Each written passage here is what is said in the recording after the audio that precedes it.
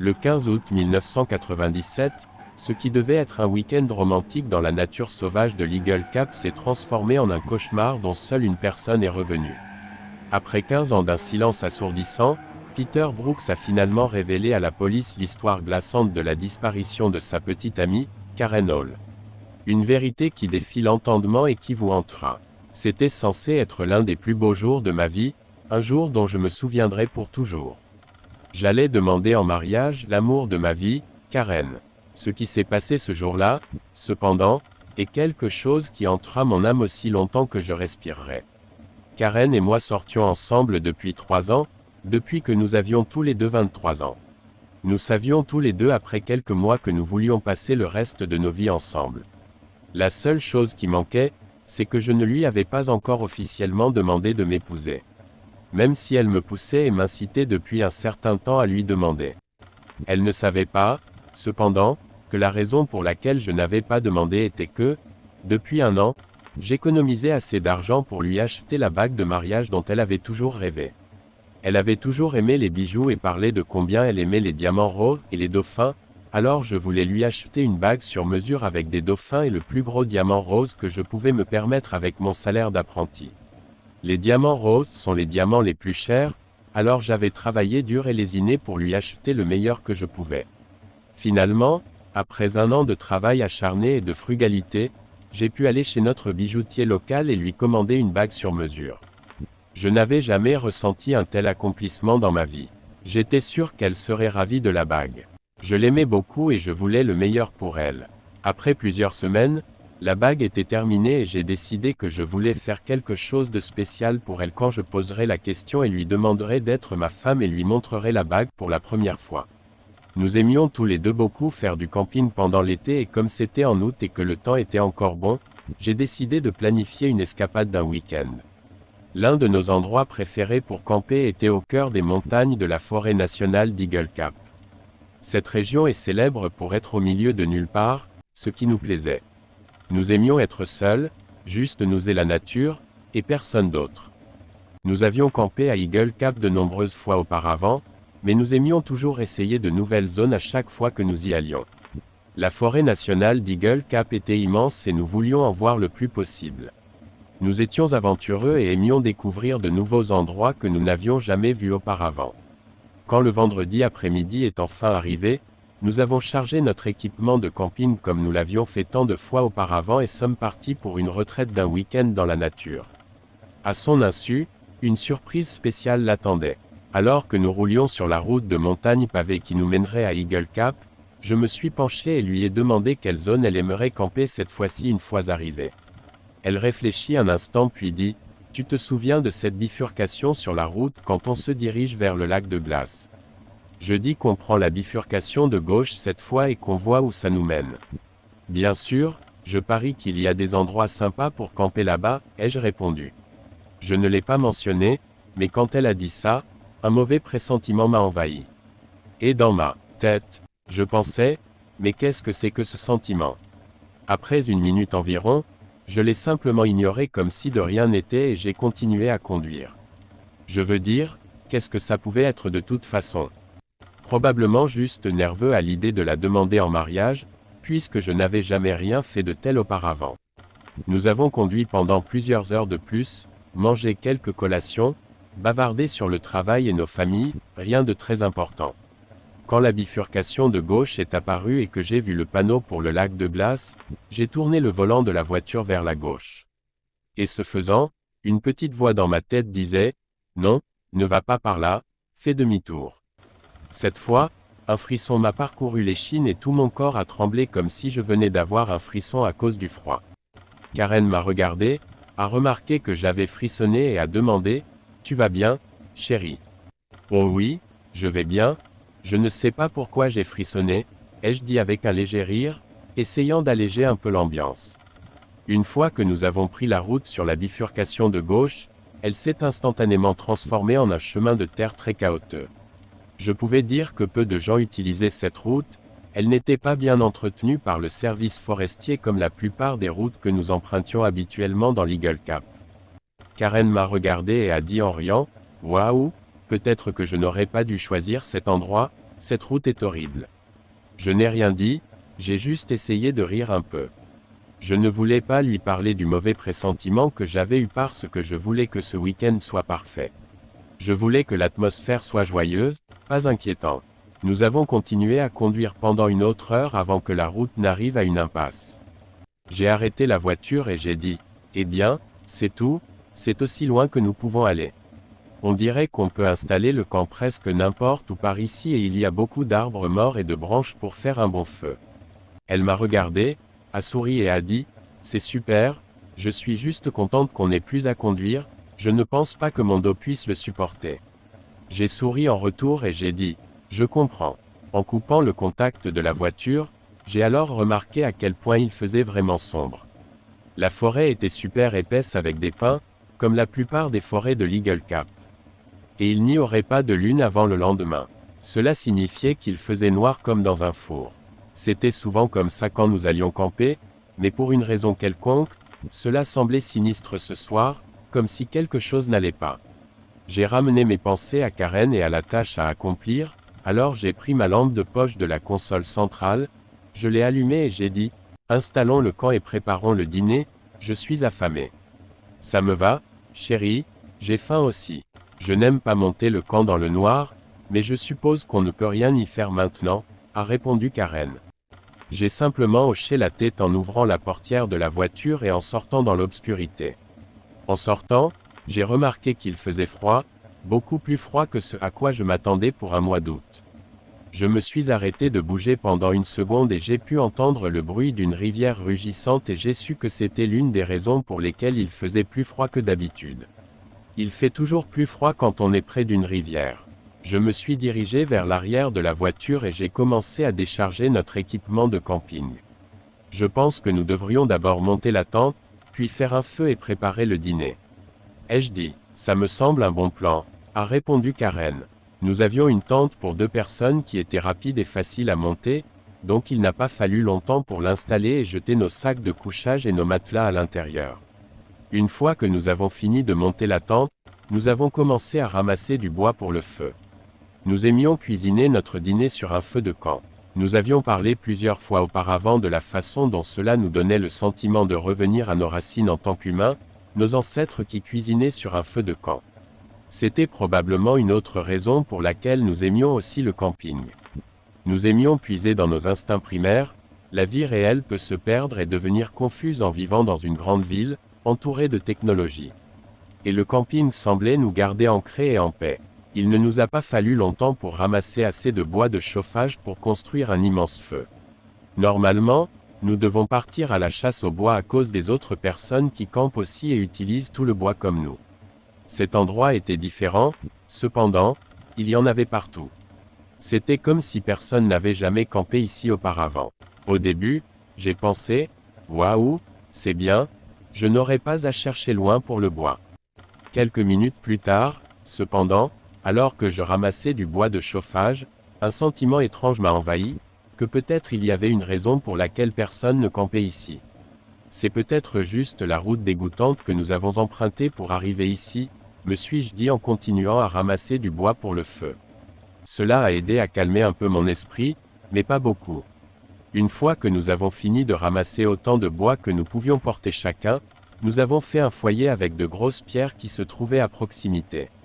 Comme nous avions allumé de nombreux feux au cours des dernières années ensemble, il ne nous a pas fallu longtemps pour avoir un feu rugissant devant nous, ce qui était grandement bienvenu car il faisait froid. Et cela nous a également donné un sentiment de sécurité.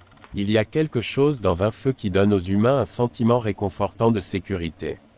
Peut-être que nous croyons qu'il éloigne les animaux dangereux. Ou peut-être que nous puisons dans nos instincts anciens, quoi qu'il en soit, c'est un sentiment agréable.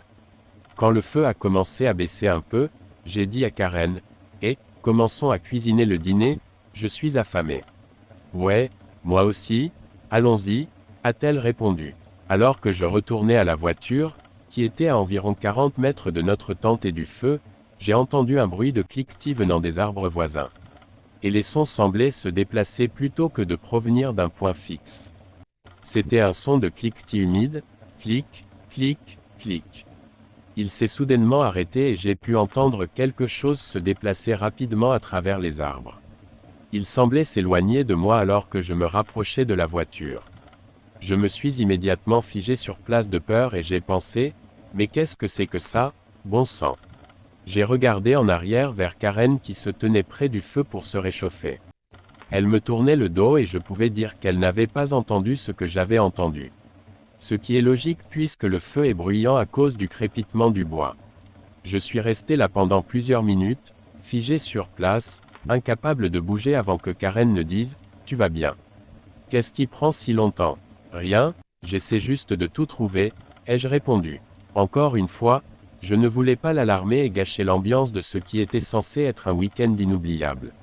J'ai ouvert le coffre de la voiture, j'ai pris la nourriture et les ustensiles de cuisine dont nous avions besoin pour cuisiner sur un feu de camp et je suis retourné aux côtés de Karen. Je lui ai tendu la nourriture pendant que je sortais la grille de feu de Saous en nylon et la posais sur le feu pour que nous puissions cuire les steaks que nous avions achetés au marché local en ville. Nous apportons toujours une sorte de viande pour le dîner et des œufs et du bacon pour le petit déjeuner. Encore une fois, nous aimions profiter du sentiment d'être primitifs et de retourner à nos racines, ne serait-ce que pour quelques jours, quelques fois par mois. J'ai sorti les steaks de leur emballage et les ai jetés sur le grill. Ils ont immédiatement commencé à grésiller alors que le feu saisissait l'extérieur des steaks. J'ai plongé la main dans le sac qui contenait les ustensiles de cuisine, j'ai attrapé l'assaisonnement que nous aimons utiliser et je l'ai saupoudré sur nos steaks. L'odeur de steak grésillant remplissait l'air alors que je l'inspirais. J'adore l'odeur des steaks cuisants sur un feu de camp et Karen aussi. Elle s'est penchée, a pris une bonne bouffée et a dit « Oh, ça sent vraiment bon ». Nous avions aussi apporté des pommes de terre et des poivrons, alors je les ai coupés et je les ai jetés sur le grill également. Alors que j'étais assis là à cuisiner la nourriture, l'étrangeté et les sons que j'avais entendus plus tôt ont quitté mon esprit et j'étais détendu pour la première fois depuis que nous avions pris la bifurcation de gauche de la route.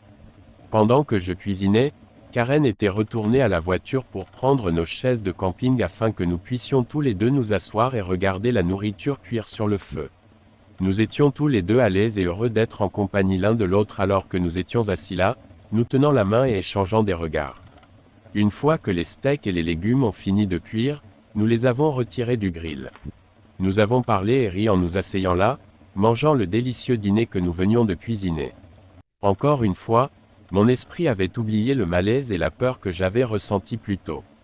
Après avoir fini de manger, Karen a plongé la main dans son sac à dos et a sorti une bouteille de vin et quelques verres. Nous aimons boire du vin rouge quand nous mangeons de la viande rouge et bien sûr, c'est amusant de se griser ensemble. Karen nous a versé un verre à chacun et nous avons dit « Santé » en faisant teinter nos verres. C'est à ce moment-là que ça m'a frappé et que je me suis souvenu que la raison pour laquelle j'avais planifié ce week-end était de la demander en mariage. J'avais gardé la bague dans ma poche tout le temps depuis que nous étions partis et je n'étais pas sûr de comment elle n'avait pas remarqué le renflement qui dépassait de ma poche. À ce moment précis, la peur et l'excitation de la demander en mariage m'ont frappé comme une brique et j'ai commencé à paniquer. « Qu'est-ce qui ne va pas? Tu agis bizarrement depuis que nous sommes arrivés ici ?» a-t-elle demandé. J'ai levé les yeux de mon verre de vin et j'ai dit « Oh, ce n'est rien, cet endroit me donne juste un peu la chair de poule, c'est tout. » Mon esprit est revenu à la demande en mariage et j'ai commencé à me dire qu'il serait peut-être mieux de la demander demain. Honnêtement, il n'y avait pas d'urgence car nous prévoyions d'être ici pour 2 nuits, donc j'avais beaucoup de temps. Penser cela m'a aidé à me détendre un peu et j'ai fini de boire le reste du vin de mon verre. Je lui ai tendu le verre et j'ai demandé « Puis-je en avoir un peu plus, madame ?» Très certainement, monsieur, a-t-elle répondu avec un petit rire. Nous sommes restés assis là pendant une autre heure, buvant et parlant alors que nous enivrions. Quand ma tête a commencé à dodeliner alors que j'essayais de ne pas m'endormir, j'ai décidé qu'il était temps d'aller au lit. J'ai regardé Karen qui était évanouie dans sa chaise de camping et j'ai dit « Karen, chérie, allons nous coucher ». Je me suis levé et j'ai pris son bras alors qu'elle marmonnait quelque chose. Je savais que nous étions tous les deux assez éméchés et que la meilleure chose pour nous serait d'aller directement au lit. Je l'ai aidé à sortir de la chaise et nous avons tous les deux titubé jusqu'à la tente. J'ai tendu la main et j'ai attrapé la fermeture éclair, ouvrant la porte de la tente. Karen s'est immédiatement affalée sur le sol de la tente en riant. J'ai commencé à rire aussi en me frayant un chemin maladroitement dans la tente. Une fois que j'étais complètement à l'intérieur, j'ai fermé la porte de la tente et j'ai déroulé les sacs de couchage. J'ai aidé Karen à entrer dans son sac et j'ai mis sa tête sur son oreiller. Je me suis retourné pour grimper dans mon sac et, ce faisant, j'ai pu entendre Karen déjà ronfler, ce qui ne m'a pas surpris alors que je me murmurais à moi-même avec un léger rire. Elle n'a jamais bien supporté l'alcool, un verre suffit à l'endormir en quelques minutes. Maintenant, c'est mon tour, pensais-je alors que ma tête heurtait l'oreiller et je me suis endormi comme une masse en commençant à naviguer à travers le pays des rêves de mon esprit. Je me souviens avoir eu les rêves les plus étranges, des rêves comme je n'en avais jamais eu auparavant. Des rêves que je ne pouvais pas expliquer. C'était comme essayer d'expliquer le film le plus étrange que vous ayez jamais vu, vous ne pourriez jamais lui rendre justice. Il faut juste le voir par soi-même pour comprendre. Je me suis réveillé le lendemain matin avec le soleil frappant la tente et la sueur coulant sur mon front. Ma tête martelait comme si quelqu'un jouait de la batterie dans mon cerveau. Le vin rouge me donnait toujours une mauvaise gueule de bois et ce n'était pas différent. Karen dormait toujours à côté de moi, ronflant comme elle le faisait toujours quand elle buvait trop. Je suis resté allongé là pendant je ne sais combien de temps, ma tête battant de douleur avant que Karen ne se retourne et ne commence lentement à se réveiller. Elle m'a regardé et a dit « Tu es réveillé depuis longtemps. » Pas longtemps, mais j'ai un mal de tête terrible. Je ne sais pas pourquoi diable je bois du vin rouge, ça me donne toujours les pires maux de tête, ai-je répondu. Karen a souri et a dit « Tu en bois parce que j'aime ça, idiot. » Oh oui, ai-je dit avec un rire en massant mes deux tempes avec mes doigts, essayant d'arrêter la douleur lancinante. Eh bien, levons-nous et mangeons quelque chose, ça aidera ta gueule de bois, a-t-elle dit. Bonne idée, j'ai l'impression que ma tête va exploser, ai-je répondu. Il ne nous a pas fallu longtemps pour nous lever et sortir de la tente. Comme il faisait chaud pendant la journée, nous n'étions pas tentés de rester dans nos sacs de couchage comme nous le faisons quand il fait froid dehors. Les gueules de bois sont toujours horribles et chaque fois que j'en ai une, je me promets que je ne boirai plus jamais. C'est-à-dire, jusqu'à ce qu'on m'offre un autre verre. Alors que ces pensées traversaient mon esprit, j'ai ri de moi-même. Après le petit déjeuner, nous avons passé la journée à explorer la région, car c'était nouveau pour nous deux, ou du moins c'est ce que je pensais. Au fur et à mesure que la journée avançait, cependant, l'attitude de Karen a lentement commencé à changer et elle est devenue de plus en plus distante. J'ai passé la majeure partie de la journée à essayer de comprendre dans ma tête si j'avais fait quelque chose de mal et si oui, ce que j'avais fait de mal. Peu importe à quel point j'essayais de le comprendre, je ne pouvais tout simplement pas mettre le doigt sur une chose spécifique que j'aurais faite. J'ai pensé que c'était peut-être juste un truc de femme ou peut-être parce que je ne l'avais pas encore demandé en mariage. J'ai passé en revue tous les scénarios dans ma tête ce jour-là, mais je n'ai rien trouvé. Alors que le soir commençait à tomber, elle était presque complètement silencieuse et froide avec moi. À ce moment-là, j'ai arrêté de lui poser des questions et j'ai simplement commencé à préparer le dîner, essayant d'agir comme si de rien n'était, même si quelque chose n'allait clairement pas avec elle. Alors que nous étions assis près du feu, elle s'est soudainement levée sans dire un mot et a marché droit vers la tente, l'a ouverte et est entrée. J'ai immédiatement pensé, mais qu'est-ce qui se passe avec elle, bon sang. Je suis resté assis là dans la chaise de camping pendant quelques minutes de plus et j'ai pensé, eh bien, je pourrais aussi bien aller me coucher. Mon cerveau était fatigué de trop penser et de trop m'inquiéter pour elle. J'ai pensé qu'une bonne nuit de sommeil aiderait peut-être. Je me suis levé, j'ai marché jusqu'à la tente, j'ai regardé à l'intérieur et j'ai pu voir qu'elle était déjà dans son sac de couchage et me tournait le dos. Je n'ai pas dit un mot. Je suis simplement entré dans la tente, je l'ai fermée et je me suis mis dans mon sac de couchage. Je me suis tourné loin d'elle aussi et je me suis rapidement endormi. Je ne sais pas depuis combien de temps je dormais, mais j'ai été réveillé par le son de clic, clic, clic. Je me suis immédiatement assis en panique. J'ai regardé Karen et, à ma grande surprise, elle n'était pas là. Seulement son sac de couchage vide et à moitié ouvert. J'ai alors regardé la porte de la tente et elle était toujours fermée. J'ai pensé, comment diable a-t-elle pu ouvrir la tente puis la refermer sans que je l'entende? J'ai toujours eu le sommeil léger et je n'ai pas bu d'alcool ce soir-là, donc je n'aurais pas dû être dans un sommeil si profond. Alors que je réfléchissais à l'endroit où elle pourrait être, j'ai de nouveau entendu le bruit de cliquetis. Seulement cette fois, il avait un son humide et fort. Clic, clic, clic. Cette fois, mon cœur a commencé à s'emballer et j'ai senti une vague de peur et d'adrénaline parcourir mon corps. J'ai pensé à appeler Karen, mais j'avais trop peur et je me suis dit qu'il était impossible qu'elle fasse ce bruit. Puis ça m'a frappé, peut-être qu'elle va vraiment juste aux toilettes. Mais pourquoi refermerait-elle la tente? Nous la laissons toujours ouverte si nous allons aux toilettes au milieu de la nuit. Nous savons que nous serons rapides et c'est une galère de la fermer puis de la rouvrir. Je ne sais pas combien de temps je suis resté assis là, essayant de décider quoi faire. Cela m'a semblé une éternité. Après quelques minutes, j'ai décidé de me recoucher sur mon sac de couchage et d'attendre de voir ce qui se passerait ensuite. Pour voir si elle allait en fait aux toilettes. J'ai dû m'assoupir car j'ai été réveillé par le son hideux de mon nom crié encore et encore. Peter, Peter, Peter, Karen, c'est toi, ai-je crié. Tu dois sortir d'ici maintenant. Ils te regardent, ils viennent pour toi, sors d'ici maintenant, a-t-elle dit. Sans réfléchir, j'ai immédiatement sauté, j'ai ouvert la tente et j'ai couru droit vers la voiture. En courant, je pouvais voir faiblement Karen dans les arbres, mais il était difficile de la distinguer.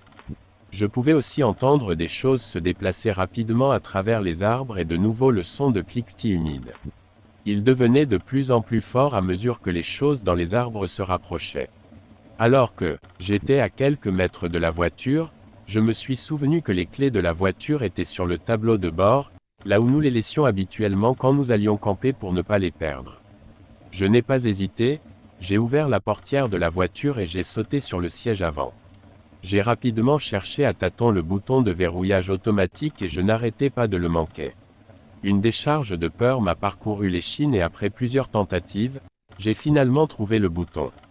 Alors que toutes les serrures se sont verrouillées simultanément, j'ai poussé un soupir de soulagement. En me retournant pour voir où était Karen, quelque chose a heurté le côté de la voiture avec un bruit sourd, déplaçant l'arrière de la voiture de plusieurs pieds. J'ai crié de panique, qu'est-ce que c'était que ça? C'est alors que j'ai vu Karen, clairement au clair de lune, marchant calmement vers la voiture.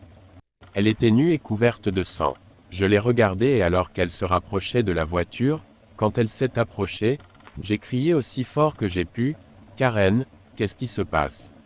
Pourquoi diable es-tu couverte de sang ?» Elle est juste restée là, me regardant sans dire un mot. Ses yeux semblaient sans vie, comme des yeux de poupée. « Tu m'as ramené chez moi et ils sont venus pour moi. Je ne peux jamais partir. Tu dois partir maintenant et ne jamais revenir, ou ils te tueront, » a-t-elle dit. « Qu'est-ce qui va me tuer? De quoi parles-tu? » ai-je crié alors que les larmes commençaient à couler sur mes joues. À ce moment précis, plusieurs silhouettes sombres non loin derrière Karen se sont levées et me regardaient droit dans les yeux. Elles étaient immenses, mesurant au moins 2 mètres ou 2 mètres 40. « Peter, pars maintenant, je t'en supplie, » a-t-elle crié. J'ai obéi, j'ai attrapé les clés sur le tableau de bord et j'ai démarré la voiture. Je l'ai mise en marche avant aussi vite que j'ai pu et j'ai appuyé sur l'accélérateur. En m'éloignant, laissant un nuage de poussière derrière la voiture, je pouvais voir Karen dans mon rétroviseur me regardant partir. Il y avait au moins une douzaine de silhouettes sombres qui l'entouraient à moitié. J'ai dévalé la montagne aussi vite que la voiture le pouvait. Ce qui venait de se passer ne me semblait pas réel.